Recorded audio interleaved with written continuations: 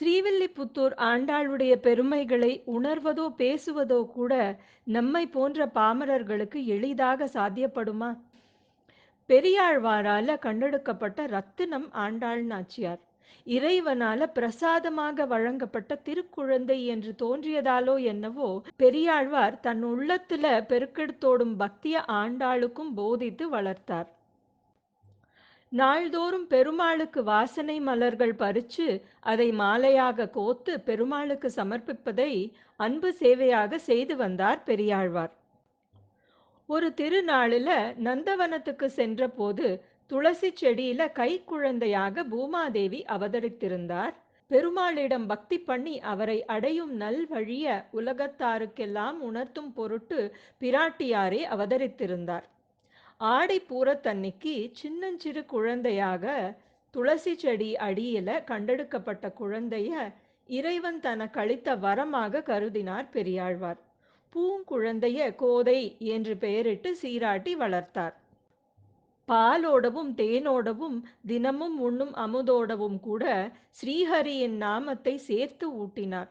பக்தியோடு வளரும் திருக்குழந்தை எம்பெருமானையே தன்னுடைய உற்ற தோழனா கொண்டாடினாங்க. காலம் செல்ல செல்ல தன்னை திருமாலின் மனைவியாக பாவிச்சு அவன் சூடும் மாலையை தான் சூடினால் பேரெழில் கூடிவிடும் என்று நினைத்து இறைவனுக்கு பெரியாழ்வார் தொடுத்து வைத்திருந்த மாலையை தன் கழுத்துல சூடி அழகு பார்க்கறாங்க. இதை பார்த்து ஆழ்வார் பதறுகிறார். தூய பக்திக்கு களங்கமாகிவிட்டதே என்று துடித்து கதறுகிறார். அறியா குழந்தையின் தவறை மன்னித்து அருளும்படி எம்பெருமானிடம் மன்றாடி பெருமாளுக்கு வேறு மாலை தொடுக்கிறாங்க.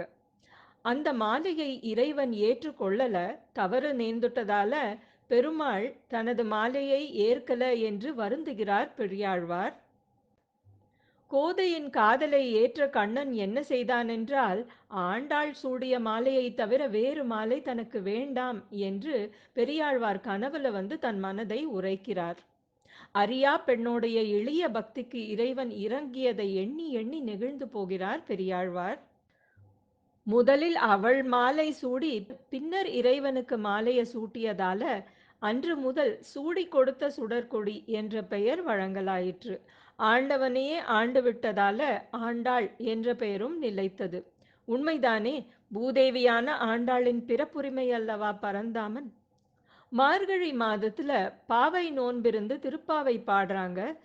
பிராட்டியாரின் அவதார நோக்கமே சாமானிய மனித பிறவிகளை பக்தியின் உன்னத பாதையில அழைத்து சென்று நல்வழிப்படுத்த வேண்டும் என்ற கருணை. தோழிகளை கோபியர்களாக எண்ணி அழைக்கிறாங்க. அத்தனை இளம் பெண்களும் இதற்கு இணங்கி பாவை நோன்பு இருந்து கண்ணனை தரிசித்து வேண்டுவதை பெற்று நோன்பு நோற்ற பலன் அடையறாங்க. திருப்பாவை பாடல்களுடைய உட்பொருள் உறங்கியிருக்கும் ஜீவனை எழுப்பி பரமனடியை பற்ற செய்வதுதான். இன்னைக்கும் மார்கழி 30 நாளும் இந்த பாசுரங்கள் பெரிய வைபவமாகவே பக்தர்கள் வீடுகள்ல பாடப்படுது. ஆண்டாள் எழுதிய நாச்சியார் திருமொழியில அமைந்த பாடல்கள் நாயக நாயகி பாவத்தில் பக்தி செய்து இறைவனை சென்று அடையலாம் என்று நமக்கு உணர்த்துது. ஒவ்வொரு பாடலும் அரங்கனின் பிரிவு எப்படியெல்லாம் ஆண்டாளை வருத்துது என்று எடுத்துரைக்கும் பாடல். ஆன்மீக கண்ணோட்டத்துல பார்க்கும் போது ஜீவாத்மா பரமாத்மாவை பிரிந்து வாடுவதும் முக்தி அடைய முனைவதையும் இந்த பாடல்கள் உணர்த்துது. ஆண்டாள் அருளிய திருப்பாவையையும் நாச்சியார் திருமொழியையும் பற்றி அறியாத ஸ்ரீகிருஷ்ண பக்தர்களே இருக்க முடியாது. ஆண்டாளுக்கு தக்க பருவம் வந்தபோது கண்ணனையே எண்ணத்தில் நிறுத்தி இருப்பதை அறிந்து பெரியாழ்வார் கலங்குகிறார். திருமால் அடிபற்றுவது அவனையே மணப்பதை தவிர வேறு சிந்தனை இல்லாம இருக்காங்க ஆண்டாள். அதையே நனவிலும் கனவிலும் கூட காணறாங்க. திருமணம் நடப்பதாக ஆண்டாள் கண்ட கனவை தோழியிடம் பகிர்ந்துக்கிறாங்க. நாச்சியார் திருமொழியில இருக்கும் பாடல் மூலமாக இதை அறிய முடியுது.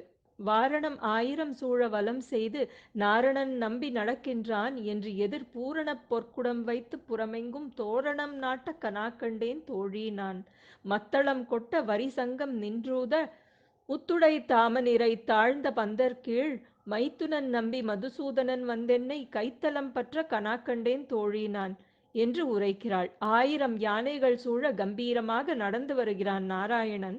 அவனுக்கு பூரண பொற்கும்பத்தோட வரவேற்பு நடக்குது.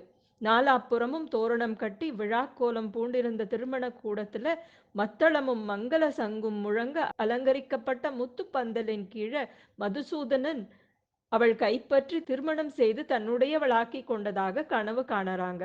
ஆயர் குலத்து கோபியாக தன்னை நினைத்து ஆண்டாள் உருகியதை செவியுற்ற திருமால் உருகாதிருப்பாரா? பெரியாழ்வார் கனவுல தோன்றிய கண்ணன் ஸ்ரீரங்கத்துக்கு ஆண்டாள திருமண கோலத்துல அழைத்து வர சொல்கிறான். ஆண்டாளாக அவதரித்த பூதேவியார் கனவு கண்டதைப் போலவே மதுசூதனன் அவள் கைத்தலம் பற்றி தன்னுடனே அழைத்து சென்று விட்டான். திருமண கோலத்தில் அரங்கன் கருவறைக்குள் புகுந்து ரங்கனுடன் ஒன்றென கலந்து பேரொளியாகி மறைந்து போகிறாள். இந்த நிகழ்வை கண்டவர்கள் மெய் சிலிர்த்து போறாங்க. ஆண்டவனை ஆண்ட பிராட்டியார் நம் மனதையும் ஆண்டாள் இல்லையா? பூதேவியார் ஆண்டாள் நாச்சியார் திருவடி பற்றி மாதவனை இடையராது நினைந்து பக்தி செய்து பிறவி பயனடைவோம். வணக்கம்.